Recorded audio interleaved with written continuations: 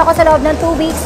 Kaya sa mga nanonood dyan, huwag mo nang pag-isipan. Simulan mo na yung uno. 90,700. Sobrang bago ko pa lang sa ganitong industry.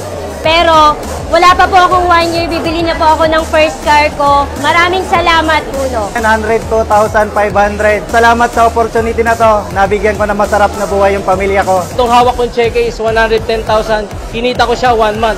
Dito sa Uno, talagang napakalaki ng kikitain natin. Huwag kayong magdalawang isip. Kaya sa mga kabaro ko, pasukin nyo ang Uno. Dati sa trabaho ko, 1 taon bago ko ito kitain. Pero ngayon, 1 week na lang. Ang kinita ko po ngayon is 122,956. Thank you, Uno. 126,218 days income ko lang po. Okay?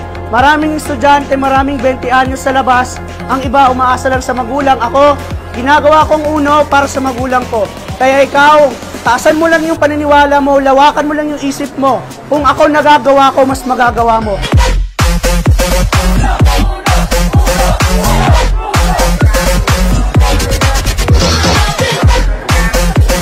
Ang GE ko ngayon, 133,000. Salamat sa Uno kasi ang isang kagaya kong tambay na bigyan ng magandang buhay, pati pamilya ko. Ang cheque ko right now, isang linggo, 137,000. Sumubok lang ako, naniwala at hindi tumigil.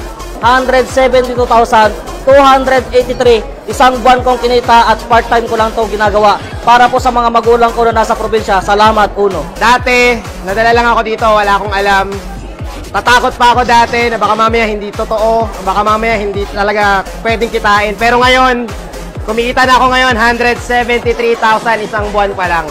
So ang akin, subukan mo lang. Salamat, Uno!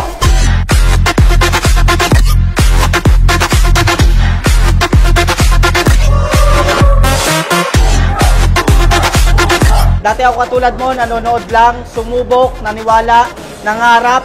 Ngayon, ang cheque ko, 184,149 pesos. Kinita ko lang sa loob lang ng 2 weeks. Ang cheque ko po, 267,000. Pambili ko ng kotse. Dito sa Uno, dito kakikita ng mas malaki. Dito mababago yung buhay mo. And dito mo mas matutulungan yung pamilya mo. Kaya ikaw mag-Uno ka na. Maraming salamat sa Uno kasi bakit? Binibigyan ako ng Uno na magandang buhay para sa pamilya ko. Ngayon, ang cheque ko ngayon is 287,000 isang buwan. Kakatapos lang ng taon, so sobrang ganda ng blessing pag nag-Uno ka. Katatapos pa lang po ng napakasaganang Pasko at ng bagong taon, eto na naman po, sumalubong po sa amin, unang buwan po, ang cheque ko po ay 300,834. Salamat, Uno. Ang cheque ko po ngayon, 333,250. Sumubok lang po ako, naniwala at nagtiwala. Salamat sa Uno!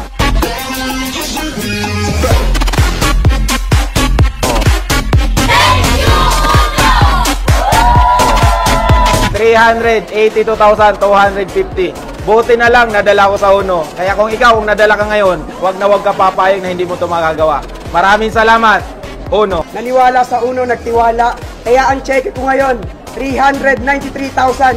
Sa Uno, hindi mo kailangan maging magaling, hindi mo kailangan maging matalino. Ang kailangan mo lang sumama sa amin. Salamat, Uno! Dati, pinapaliwanag lang sa akin ang kitaan. Ngayon, ang cheque ko, 450,000. Kinikita ko na.